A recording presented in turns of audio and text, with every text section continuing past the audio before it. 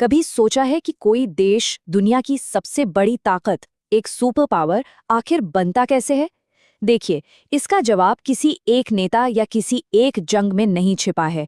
आज हम उस छुपे हुए सिस्टम को समझने की कोशिश करेंगे जिसने अमेरिका को एक महाशक्ति बना दिया। तो सवाल यही है कि एक महाशक्ति का निर्माण होता कैसे है? क्या ये सिर्फ किस्मत का खेल है या फिर इसके पीछे कोई बहुत गहरा राज है? और इसका जवाब उतना सीधा नहीं है जितना लगता है। ये ताकत किसी एक करिश्माई नेता की वजह से नहीं आती, और ना ही किसी एक बड़ी जंग को जीत लेने से। नहीं, असल कहानी तो कुछ और ही है। एक ऐसी कहानी जो हमें सतह के नीचे ले जाती है। असल जवाब है एक सिस्टम। जी हाँ, एक सिस्टम। एक ऐसा कमाल का सिस्टम जहां भूगोल, पैसा, टेक्नोलॉजी सब कुछ एक दूसरे से जुड़कर काम करता है। तो चलिए इस सिस्टम को परत दर परत समझते हैं। शुरुआत करते हैं इसकी नींव से।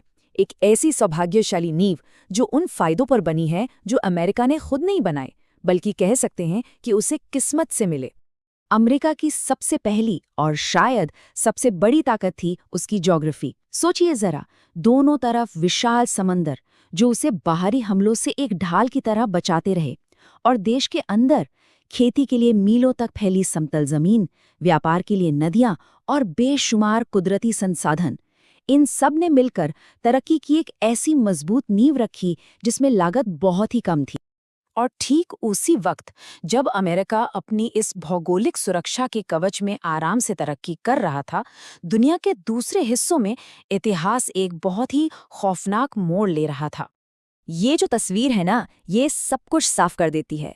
वर्ल्ड वॉर्स के दौरान जहां एक तरफ यूरोप पूरी तरह से तबाह हो रहा था, वहीं दूसरी तरफ अमेरिका की जमीन पर एक खरोंच तक नहीं आई। उसके कारखाने बिना रुके चलते रहे। बस यही वो पल था जिसने अमेरिका को दुनिया का कारखाना और दुनिया का सबसे बड़ा साहूकार दोनों बना दी। और जब कोई दुनिया का कारखाना बन जाता है तो उसके पास आती है एक और जबरदस्त ताकत, पैसे की ताकत। देखिए, दूसरे विश्व युद्ध के बाद दुनिया की अर्थव्यवस्था पूरी तरह से बिखर चुकी थी। सबको एक स्थिर सहारे की जरूरत थी, और ये सहारा दिया अमेरिका ने अपने डॉलर के रूप में। बहुत जल्द अमेरिकी डॉलर दुनिया की रिजर्व करेंसी बन गया। इसका मतलब ये कि अब तेल जैसी जरूरी चीजों का अंतर्राष्ट्रीय व्यापार सिर्फ और सिर्फ डॉलर में ही होने लगा। और इस एक चीज ने अमेरिका को वो ताकत दी जो शायद कोई बड़ी से बड़ी सेना भी नहीं दे सकती थी। अब वो जितना चाहे पैसा छाप सकता था, और पूरी दुनिया उसे स्वीकार करने के लिए एक तरह से मजबूर थी। ये बात थोड़ी अजीब लगती है ना, कि जो कर्ज दूसरे देशों को तबाह कर सकता है, वही कर्ज अमेरिका को और मजबूत बनाता है।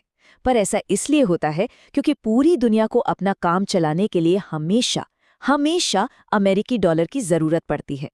तो ये तो हुई वो बातें जो किस्मत से मिली। पर अब बात करते हैं उन सिस्टम्स की जिन्हें अमेरिका ने खुद बनाया। एक ऐसी जबरदस्त मशीन जो टेक्नोलॉजी और बिजनेस की दुनिया पर राज करती है। और यहाँ एक बहुत जरूरी बात समझनी होगी। अमेरिका की असली ताकत सिर्फ उसके अपने लोग नहीं थे, उसकी ताकत थी दुनिया भर से आए बेहतरीन दिमाग। सवाल ये है कि ये लोग वहां क्यों गए? क्योंकि उन्हें वहां मिला नए नए प्रयोग करने की पूरी आज़ादी, अपना काम शुरू करने के लिए आसानी से मिलने वाला पैसा, और सबसे बढ़कर एक ऐसा माहौल जहां फेल होने को शर्म की बात नहीं बल्कि एक तजुर्बा माना जाता है। यहाँ एक बड़ा दिलचस्प चक्र काम करता है। होता क्या है कि डिफेंस यानी सेना रिसर्च के लिए भारी फंडिंग करती है। फिर प्राइवेट कंपनियां उस रिसर्च का इस्तेमाल करके जीपीएस और इंटरनेट जैसी नई नई टेक्नोलॉजी बनाती हैं, और फिर यही टेक्नोलॉजी पूरी दुनिया में फैल जाती है। ये एक ऐसा पहिया है जो कभी रुकता नहीं। अमेरिकी मॉडल की एक और खास बात है, वहां का मंत्र है पहले विकास करो, नियम कानून बाद में देखे जाएंगे।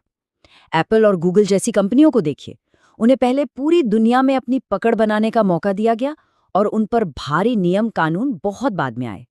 लेकिन इन सब के पीछे, इन सारे सिस्टम्स के पीछे एक और ताकत काम करती है। एक ऐसी ताकत जिसे हम देख नहीं सकते, और वो है वहाँ की संस्कृति, वहाँ का कल्चर। ये एक बहुत बड़ा फर्क है। दुनिया की कई संस्कृतियों में फेल होने का मतलब है शर्मिंदगी, लेकिन अमेरिका में फेल होने का मतलब है अनुभव, एक्सपीरियंस। और बस यही एक सूझ है जो वहां लगातार नए आइडियाज, नए स्टार्टअप्स और एक अविश्वसनीय रफ्तार को जन्म देती है। और आज की तेजी से बदलती दुनिया में ये सांस्कृतिक सोच एक बहुत बड़ा फायदा देती है। नियम बिल्कुल सीधा है, जो सिस्टम धीमे हैं वो हारते हैं और जो सिस्टम तेज हैं वो जीतते हैं। तो चलिए अब इन सभी हिस्सों को एक साथ जोड़ते हैं और ये समझने की कोशिश करते हैं कि 21वीं सदी में आज की दुनिया में असली ताकत का मतलब आखिर है क्या। तो आज के दौर में असली शक्ति क्या है? देखिए, ये अब सिर्फ जमीन के बड़े टुकड़े या ज्यादा आबादी होने की बात नहीं रही।